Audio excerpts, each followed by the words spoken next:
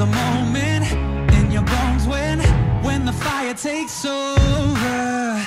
Blood is running, heart is pumping as the battle gets closer.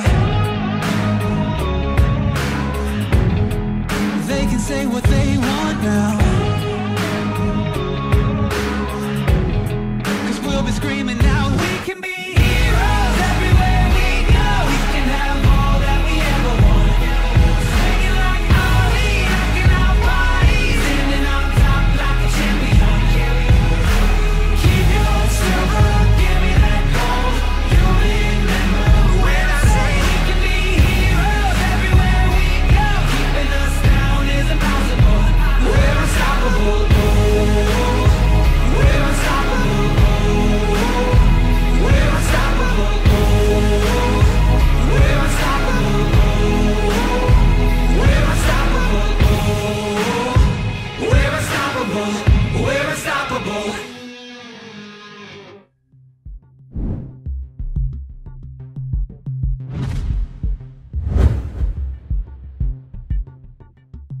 Kamusta mga summoners? Maligayang pagbabalik dito sa 2018 Bacchus Pro Gaming Series Spring Playoffs. Wow! Really crazy game na nangyari nga kanina kasi match point na tayo kung saan Naga Esports isang panalo na lang at makaka-proceed pa sila sa semi-finals. Pero papayagan kaya yun ng Team Manila Eagles? Malalaman natin yan in just a bit. Pero syempre, before natin yan pag-usapan ng maigi, pakilala muna kami bilang casters, yung Arctic at yung Serious Fam, at syempre kasama ko si Vulcan.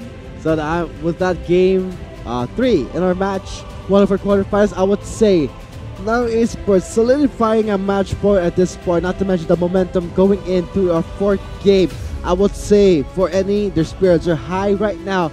But guys, for Team Manila Eagles, know that they are the defending champions. You can expect that as the games go by, we did talk about this amongst us casters, that as the game goes by, goes to at least game 5, may hidden passive in Team Manila Eagles that they would get stronger and stronger and try to mount a comeback. We might expect it, we will see. Because when you're at game 4, when you're backed into a corner, Arctic, you will do everything to fight back. Yeah, and let's go ahead and see though. Team Manila Eagles, alam mo naman sanay na sila sa mga ganitong high pressure situation. Is that a good thing? Mabuti ba yan? Kasi kung sanay sa stress, won't that shorten your lifespan? Kumbaga kung sanay ka na, it's bad in the sense na ibig sabihin parating kang nalalagay sa alanganin. Pero it can happen all the time. Yep. You get used to it. So for Team Manila Eagles, let's hope that the habit does not grow or does not, start here. Right now, to our drafting phase for our 4th game of our match 1, the quarterfinals. At so far sa nakikita nga natin, di na talaga ako nasusurpresa na sa muli, Team Manila Eagles ipa-prioritize pa rin nila itong pag-shutdown kay Calculated, instantly banning out 3 mid laners that he could potentially be using para dito sa Naga Esports. Pero sa nakikita naman natin, medyo nagkakaroon ng balance naman sa kung ano naman ang naban out ng Naga Esports. Meanwhile, priority agad dito sa Sion ni Iconic. Assuming na magiging top lane to. Alam naman kasi natin, minsan, reflex nila to. So, note that for the Sion, it did go to Neep. He did play it once as the support Sion, which caught Team Manila Eagles really by surprise. And note that this is in a way a rematch, a mini rematch if you could say, because during the group stages, that's what Naga Esports did to TME, getting the brand support and the Sion support. But looking at the last pick, of course, it's not Revenga without a Sejuani pick. Of course, I mean, this is what we've been saying. He's been playing it all throughout. Even the promotions and relegations, we saw his Sejuani. Actually, naalala ko talaga yung panahon na may running joke pa na kumbaga, for Naga Esports to win, kailangan nila yung Sejuani or it's gonna be a loss. Pero napatunayan naman ni Revenga that that's not really something na he popped up on. I think that was the Rengar that he exhibited on. The zoning Rengar, if you could say that. But for Team Manila Eagles, looks like they did pick up the Skarner. That was one of the powerful picks that Naga Esports had, but it was the fact that kulang sa oras si Marky mag-build ng QSS. Hindi lang siya, si Trevor din. So, right now onto our phase 2, we're seeing the Trundle. Okay, this seems kind of weird because the Trundle does not really favor against the Sion that well. Note that the Sion can always use his E and his W to out-trade any melee matchup, but Trundle he is known to be a tank shredder. So let's see how the top lane will turn out. I'm wondering, Vulcan, but looks like para naman sa pang-lock up ng composition na to, bibigyan nilang Veigar dito kay Calculated, complemented with a Janna naman na galing kay Neep. So, Trevor, interesting enough. Ibibigay na ulit nila yung Ryze na to, I guess.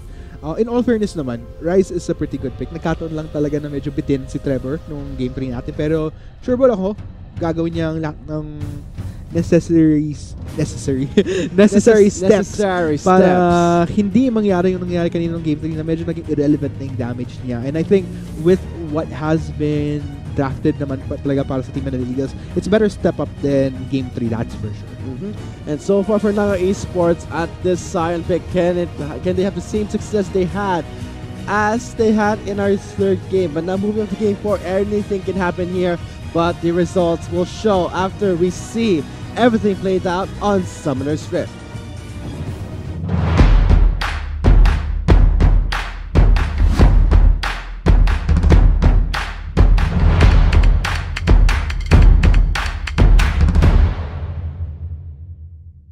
At ayan na nga po mga kaibigan, dito na magkakaalaman, makikita ba natin ang Naga Esports sa semifinals? Ito na ba ang kanilang time na matapos ang, sabi nga nila, #unfinished business, or will Team Manila Eagles make the comeback and force it all the way into a game 5? Huwag kayong kukurap mga summoners kasi magiging intense to. Fasten your seatbelts, here we go. Here we go indeed, because the sign has been picked up here. Maybe Iconic can drift around Summoner's Rift and land the knockup, but we will see. Because for the composition of, let's say, for Team Manila Eagles, they have the Trundle, so you can just put an Ice Pillar in the middle to stop the advance from Iconic. At gaya nga na nakikita natin, pag-usapan natin itong Veigar pick ni Calculated kasi gaya nga nang nangyari as of itong mga changes sa patch natin, mas beneficial siya, lalo sa mga medyo spammy pagdating sa mga abilities sa mga mages na mid laner natin. Kaya, yun, Veigar isa rin sa mga champion na medyo naka-beneficio doon. Kaya, just gonna throw Qs like there's no tomorrow. At dahil nga dyan, mas magiging efficient actually yung pag-build up niya ng stacks nung ability power niya. Ako, alam naman talaga natin kung ganong kasakit yan kapag umabot dun sa punto ng laro na medyo nag-later in the game patapos nasa libo-libo na AP ni Veigar. That's not a situation you want to be in for Team Manila Eagles, that's for sure. Pero syempre, depende pa rin yan sa kung Team Manila Eagles, if they could set up naman in a situation na medyo mararestrain tong si Calculated, let's say 2CC lockdown, na hindi siya makapagbitaw ng skills, then that's a different story, syempre. Because when you're talking about the Veigar pick cover in the patch 8.4, he does have the passive equilibrium to regenerate his mana, the missing mana. So in a way, he can really stay in the lane long. In this patch 8.4 meta, it's all about staying the lane as long as you can, stack up the gold, stack up the CS, and really on the experience. So we see this in the mid lane, also in the top lane. Yeah, but at the end of the day, I'm wondering, we just have to see how that translates. Meanwhile, nakita nga natin dito sa bot lane, medyo nagbita ko ng onting damage yung si Luxuria at saka Sneak dito kay Marky. Hindi naman, parang onting gasgas lang. Nothing particularly significant just yet, pero pretty good start off here from all ends. Let's check out where these junglers are at now. Kasi sa nakikita natin, medyo nagtungo sila as far as rotations go sa magkabilang side ng Summoner's Rift. So that could reflect differently as far as kung ano yung magiging transition ng parehong jungler na to. Pero mukhang babasukin ni Trevor. Oh, look at that stare onto the Veigar. But yeah, you gotta hand it to the Veigar. Has the stun, even Horizon, but does not have the mobility. Puro zoning lang yung Veigar. Yes, and pretty sad to see though. I mean, Trevor lost quite a bit of mana right there. And interesting enough, you guys have to take note na instead of going for the traditional Doran's Ring, agad niyang sinimulan ng laro na to with a Mana Crystal paired with a refillable potion. Kaya eventually mas maging build up to para kay Trevor, but looks like we're gonna see again. JLC just got baited by that. Bait by Iconic, calling in hell with Rebenga. This is Johnny. That'll be a long seeing Rebenga on, but for JLC, he will be forced to give a first blood. Yes, that's definitely a good start off here. And kung mapapansin nyo sa itemization ni JLC, kung hindi ako Look at that. That would be an in by Marky. The Ignite is onto the Janna, focusing on the support. That disables the shielding from the Janna. So, looks like Nave will be taken down by Rocks, giving it an assist to Marky. Yes, and looks like that will come off as an equal trade-off. Yung patuloy pa rin hinabol ni Trevor ng Stargate. Just a few more hits. Oh, that's painful. I would say the Veigar with the Dark Matter, with the Ignite, really going for the 1-for-1 trade. In the end, Calculated didn't lose anything there. Yeah, he did not even use, let's say, he did use his Ignite, yes, but in return, he got a solid kill. And you also have to take into account na nakapanginayan kasi kung may mana pa sana si Trevor sa naging engage na yun, it wouldn't have come to that point na it became a 1-for-1 dito sa midline. I feel like Trevor would have easily been able to burst Calculated should the circumstances had been in his favor na nakapag all out siya with abilities. Pero yun nga, sayang nga lang. Bought enough time for Calculated to buffer up a few abilities along with the Ignite to at least trade it off 1-1. 1-1 is all you want because at least you know that you're not falling behind against your opponent. That's what you want against this Veigar, which in the end, it's an anti-mage. So as more AP is built to your belt, in a way, the Rise also scales with mana. Note that he did pick up the tier of the goddess, Ruby Crystal, and the Sapphire Crystal. So I don't think Calculated will get that much value out of his ultimate, knowing that this Rise does not build that much ability power. No, unfortunately not Vulcan, but I'll just have to see how that ultimately pans out for both sides here. Nakita naman natin parang mid laner nag-build na ng Tier of the Goddess. So talagang nagigear sila na hindi sila magiging what's the word I'm looking for? Hindi sila maging taghirap pagdating sa mana basically. Because yun nga ulit ang maging build-up. Hindi sila magtipid sa mana spend. Like, it's like payday in the mid lane. Spend mana, 91 minion. I'm gonna use 80 mana. Oh, it's okay. I have my passive. It's like Veigar is making it rain here, but even Horizon Wolves trap Trevor. But in the end, guys, wala pang kill kasi may sustain talaga. And not just that, this Rise has the shield. Not just that, he has the Catalyst and building towards the Catalyst rather. So he's building a bit more defensively. Yes, so basically nakikita na natin yung medyo reflection siya ng binuild rin naman ni Trevor kanina nung game 3. And I guess this is something that he can afford to do because unlike kanina, the damage was a little bit more on the short end. At least ngayon, mas consistent yung damage in the form of nakuha nga ni Marky yung Tristana na ginamit ni Luxuria kanina. Ipares mo pa yan sa Trundle ni JLC na kanina nga, nakasyan si JLC. So, nandun more on the tankiness, you won't be dishing out as much, let's say, a Trundle. Plus, andun rin yung Shred via yung Subjugate niya. So, mas maraming tools. Mas step up talaga to para sa akin pagdating sa draft ng Team Manila Eagles. In a way, oo, tama yan, Arte, kasi it's for Team Manila side, at least mayroon sila konting counterplay. Looks like the Sejuani can go in, yung Sion din. If you hit a Sion, pull up an Ice Pillar from the Trundle, can really divert, steer away Iconic, sense that he will get immediately crashed in. And I think for the Alistar pickup, medyo bagay kasi you sense the Predator. Yeah, the Predator is gonna set things out here for the Scar, but he won't use again. Goes in with a flash impale on to Luxuria. Wala siyang flash. Patay yung duo bot lane ng Naga Esports to Team Manila Eagles. Napaka-swabe ng ginawa ng Team Manila Eagles dun. Saktong-sakto.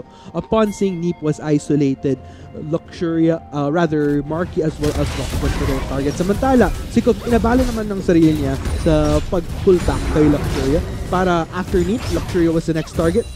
Great layering of crowd control, and this is gonna be big.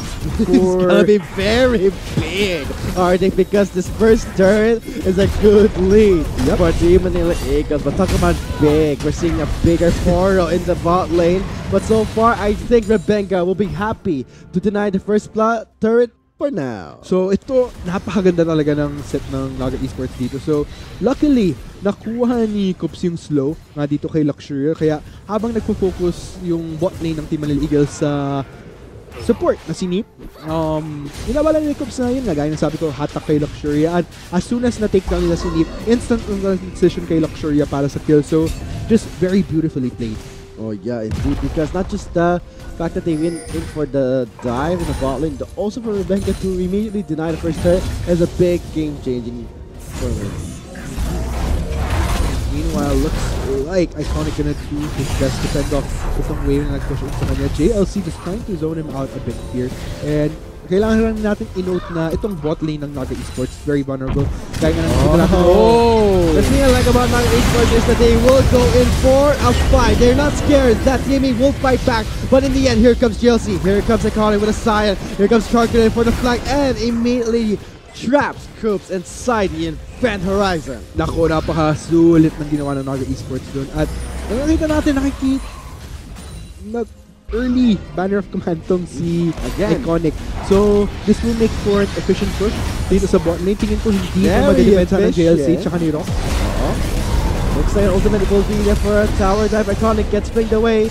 He will take the last hit. First turn not just secured. Trapper coming in with a rise. Can he sweep it up here? Goes in for the flash and he gets the maximum range stock onto the Event Horizon. McCarthy is soaking up so much turret hits. First turn of the game. First turn of the game will go to Naga Esports, but Team Manila Eagles will be forced to give more. Yes, unfortunately, saktong-saktong dating ni Marquis dun sa fight na yan. Oo, nawala ng turret ang Naga Esports, pero nakabawi naman ang Team Manila Eagles sa pamagitan ng bilang ng kills na nakuha nila. At mukhang ita-transition na nila to into not just a turret take para dito kay Marky tsaka yung Rock, pero pati yung Dragon take. So tingnan natin yung replay na naganap dito. Beautiful knock-up coming in from Rock, pero gaya na nakita natin na underestimate nila yung presence. Hindi nila inakalang nandun si Rebecca. So nakita naman natin teleports coming in para sa magkabilang top laner ng NE tsaka TME. Unfortunately, mas dumami ang bilang ng Naga Esports dito dahil agad na nakaresponde dun si Calculated, getting the stun on, resulting to those 2 kills. So, tingnan natin yung nakita nating siege dito. So, for Naga Esports, they tried to push in this third, which they do eventually. It's just that there's so much committed here. Naga, si Iconic, he could go for the sets, pero kumbaga, hindi siya basta-basta tanky just yet. He did go for the banner of command. That's kind of something you pay for as far as your durability. And in the midst of this, Trevor, he made the comeback here. Was able to actually, I consider this as a stall. You end up sacrificing a few lives there from TME, pero in exchange, Too much. a little bit too much, but at least andun din yung potential nakabawi si Marky with the comeback. Immediately responding with his own flash. Looks like Rebenga is still committed to just zone out Trevor, but he overcommit himself, forcing me to use the Monsoon. But did you see Rocks canceling the heal? JLC with the Ice Pillar. Oh my god. Oh yeah, that's going to be the slow zone of an Ice Pillar setting up the kill for Team Manila Eagles. Realm Orb is coming in hot, and Rocks is leading the charge with the combo. The Calculated gets locked down by Trevor. Ako, sulit na sulit to para kay Marky. Ang ganda ng comeback dito. Talagang nagbe-build up na itong Team Manila Eagles. Mukhang babalikan na nila itong Rift Herald na kanina. Pinipilit lang tapusin. Ngunit may interference nga ng Naga. Pero at the end of the day, definitely worked out for them. I don't think they suffered a single casualty in that fight. So, napakalaking checkmark nun para sa kanila bilang pag-build up sa, hopefully, to a good lead for TME. At least for them. For Naga Esports, syempre, this is a little bit of a setback. It's actually a huge setback because for Naga Esports, they got a good lead in the bot lane. Okay, I take it back. It's like they will force that lead back in their favor. That is a shutdown. That's a shutdown, guys. So that's a lot of gold going to the hands of who else but Calculated on this Vanguard. And that's the tricky part right there. Trevor might have overstayed his welcome. Suck it, yun na. Looks like Marky was forced to use the cleanse there. So, I gotta say the pickup, yes, he did pick up the cleanse summoner spell, realizing that Vanguard pick, which can really shut down a Tristan's mobility. Pero tingnan natin sa replay, ano nangyari sa Rift Herald? Yeah, so nakita nga natin Naga Esports, they were trying to go for it. Oh, it was actually Naga that was going for the Rift Herald ladder. Sorry about that. But yeah, ultimately, nagkaroon na ng initiation ng TME. The Naga Esports, they were a little bit clumped onto each other, so that made for a good set here coming in from Rocks. And at this point, with TME milling through them, Naga Esports didn't really have any other option but to separate, seeing medyo naka-expend na sila ng maraming resources sa nangyaring fight na yun. At talagang tinuloy nila. At ito yung sinasabi ko na talagang sulit para kay Marky yung naging laban. And so far, I think the Rift Herald was really the bounty they all wanted, and Team Eagles got it. It fell to the hands of JLC. So tingnan natin sa timer natin, guys. It's nearing yung 15-minute mark. Yung next trick natin, yung Mountain Drake. Oh, sayang doon kasi I think Nip was trying to deny the Eye of the Herald, pero you need to hard CC the person who's rushing the Eye. So Team Eagles will force that time. Nip, but the Monsoon will go and deny the engage. So in the end, they just lost calculated, but at least they can try and siege. Hindi, kasi may Rift Hela sa mid lane. Nakapanghinayang ginawa ng Naga Esports dun. I think at that point, dapat binigay na ni Nip at i-calculated yung turret na yun. Oh, look at that. The Rift Herald doing so much work here. So again, Rock, what a trooper there, soaking up so much damage so that TME can push in harder. But I think they're overcommitting. Will TME fall back, or will Naga Esports catch them off guard? Kasi we're seeing a lot of exhausted resources onto the side of Naga Esports. Yes, looks like TME will resign themselves to back away for the meantime. Kukontentuhin na nila yung sarili nila sa pag-push hanggang dun sa tier 2 turret dito sa mid lane. At malaking value nga naman yun. They got 2 kills off of calculated. Hindi ako nagkakamali. Yeah.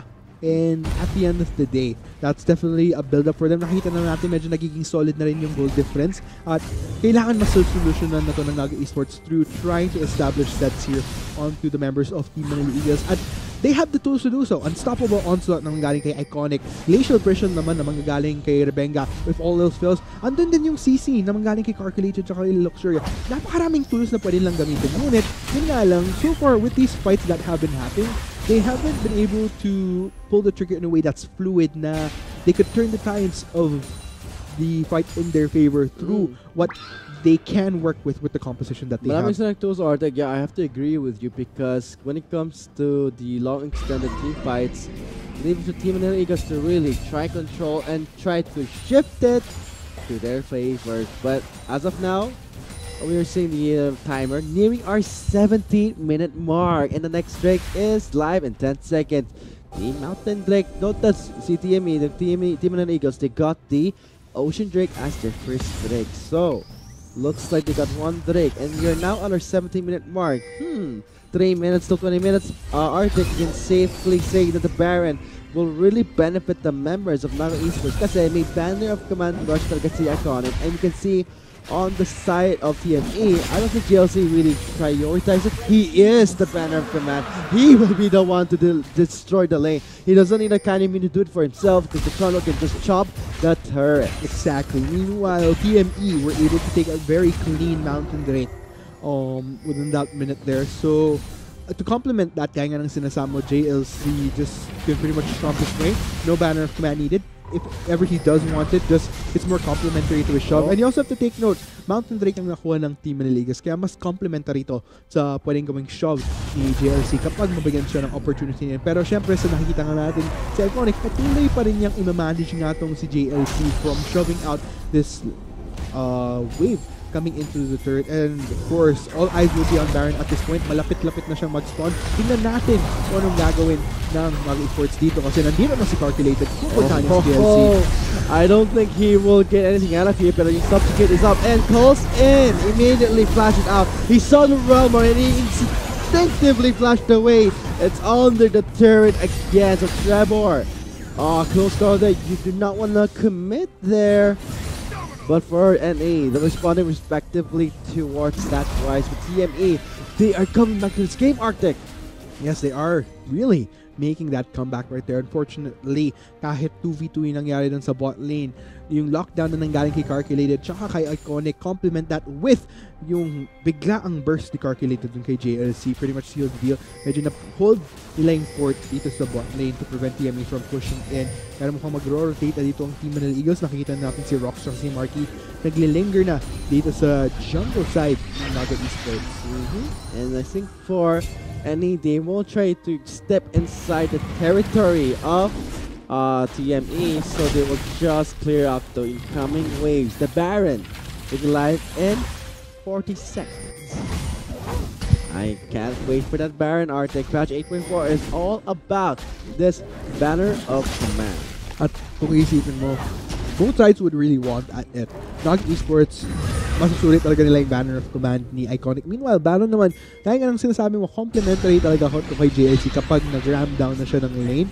And you also have to take into account na nakamount yung Drake sila, kaya mas magiging swabe yung pag-siege nila ng third. Pero depende pa rin yan. Tingnan natin, mukhang nagsisimula na nga ang team Manila Eagles na mag-establish ng control dito sa Baron side. Nakita natin yung proactivity pagdating sa vision, offensive vision dito sa jungle ng Naga. Pero JLC and Iconic, nakita ko yung effort ni JLC habang ma-push siya sa bot lane. Kaso mahirap talaga kasi yung Sion, he will really ruin your efforts there with a simple EW done. And if he does feel like it, yep, just a few extra hits there to ensure that clear. But sa tingin niyo mga summoners, ano kaya yung problema ni TME in a way that they cannot finish this game as soon as they can? Kasi sa tingin ko, may Veigar, zoning.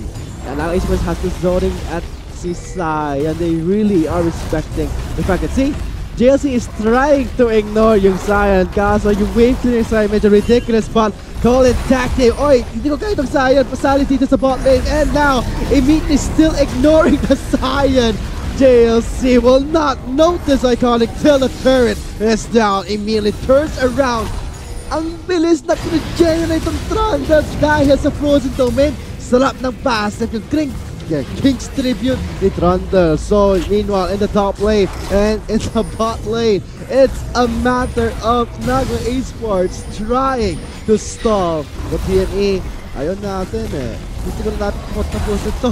We will try and force you a game 5. And that's pretty much pressure that Trevor as well as JLC is dealing. Kaya medyo restrain na si Iconic sa pag-defend lang na imbes na makasama niya mga ibang miyembro ng Naga Esports sa plight nila na makontrol nga itong Baron side at ma-take back ang control ng jungle side nila mas lalo.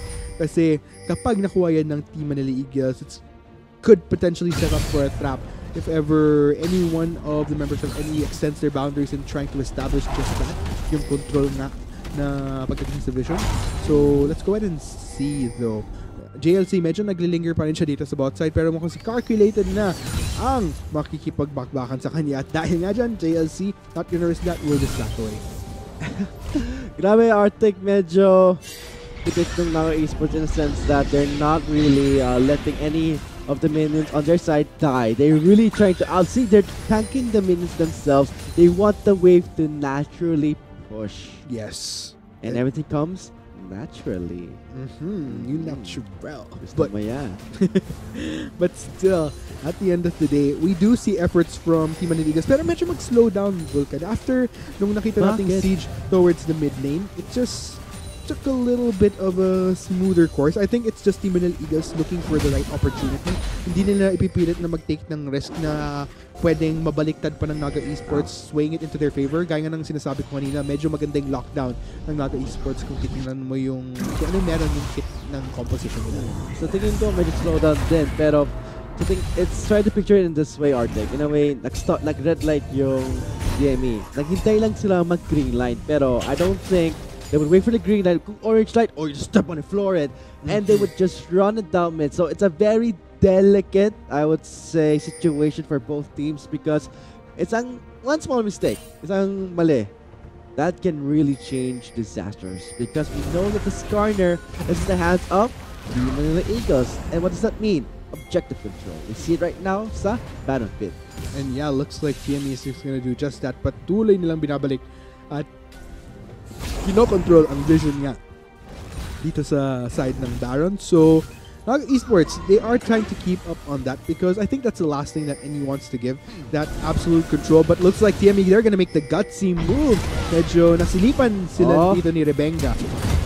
Flash, Pulverize, that's a death trap for TME. So hindi sila matakot, Daniel fail, immediately secures Rebenga, Monster for the reset, but they just see the realm up straight to the horizon. Calculated preps himself there, but now Pincer attack getting crushed the blue side. Yes, TME, they're gonna want to clean it up. Iconic is gonna be going down, and that's gonna be the ace. Team ng Eagles, are they gonna go for the finish of this game? Mukhang itutuloy na nila to dito sa bot lane. At in all, everything that was happening, Banner of Command Cannon Minion was just ready for TME to start pushing in. Are they gonna go for the finish? Let's go ahead and look at that timer. Still very hefty. Si Rebenga pa lang ang mabubuhay. Samantala, 5 miyembro pa rin ng TME ang nagsisik na matapos ang game na to. That's gonna be Nexus turret number 1. Itutuloy pa kaya nila to? Mukhang atras muna sila. Respetuhin nila yung pag-spawn ulit ng Naga Esports. They don't want to take that risk that could eventually allow Naga Esports to secure the baton for themselves. So, good call from TME. Sa buhay, huwag kayo magdamot sa mga bagay na hindi nyo kaya. So, we're seeing right now sa bot lane, they respect this and back off. So, sa tingin nyo sa Baron Pit and sa engage ni Rox, yan nag-set up. Kailangan ng Team ng Eagles mag-bounce back nitong lalo.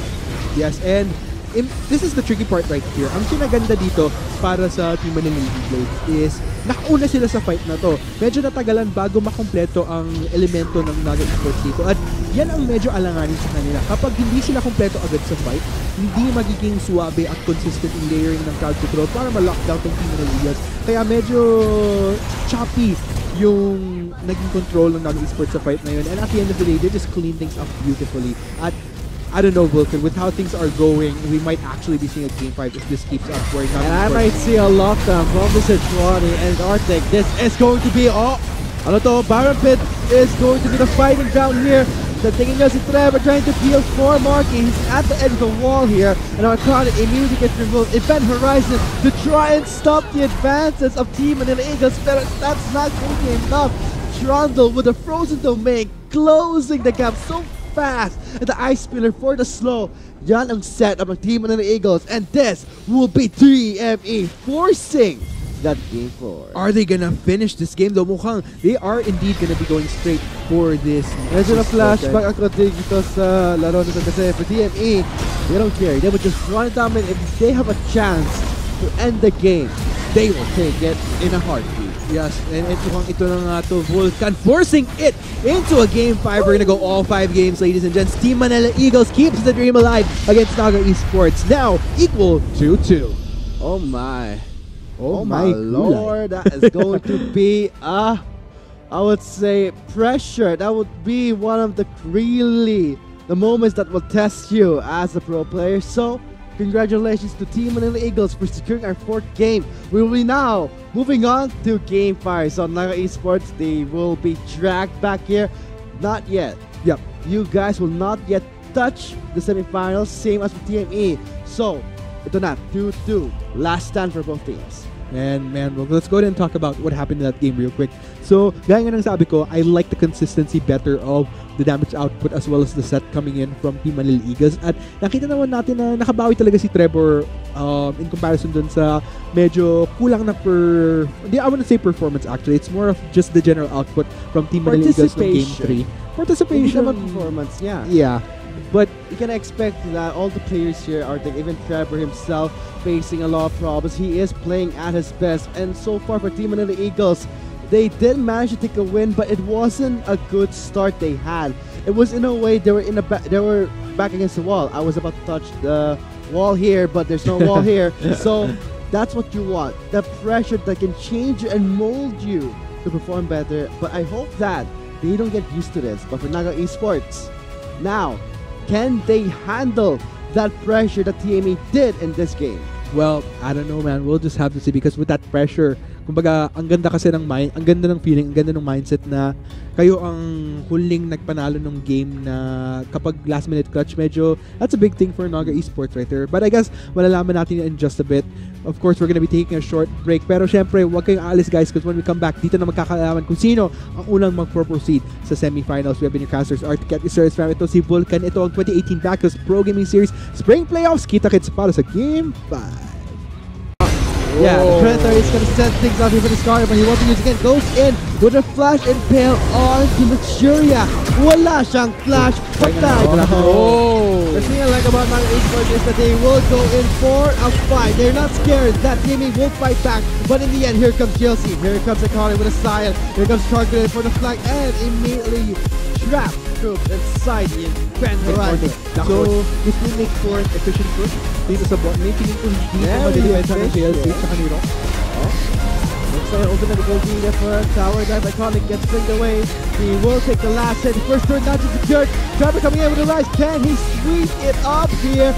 Goes in for the flash and he gets the maximum range stop onto the event horizon. McCartland is soaking up so much turn hits. First turn of the game.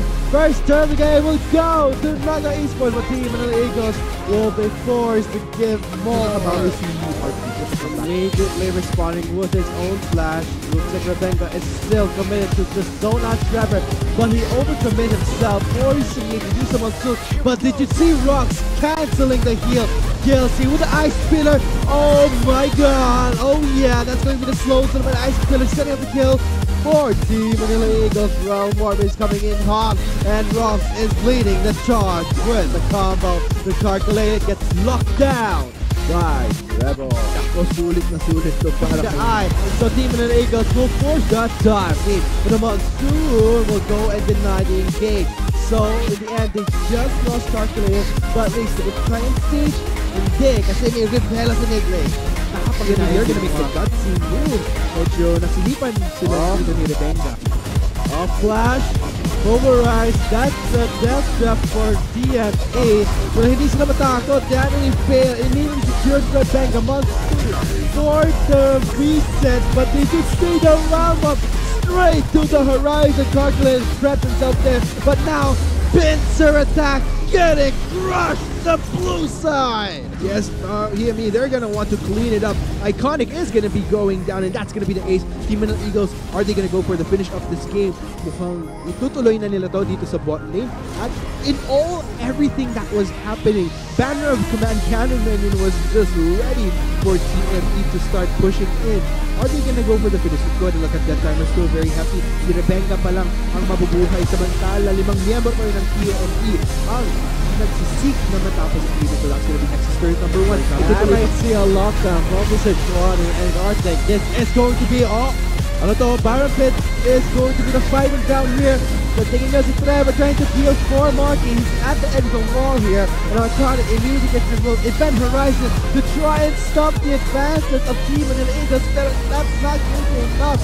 Struggle with the frozen domain, closing the gap. For TME, they don't care. They would just one dominate. If they have a chance to end the game, they will take it in a heartbeat. Yeah, and ito na nga to Vulcan, forcing it into a game 5. We're gonna go all 5 games, ladies and gents. Team Manila Eagles keeps the dream alive against Naga Esports, now equal to 2.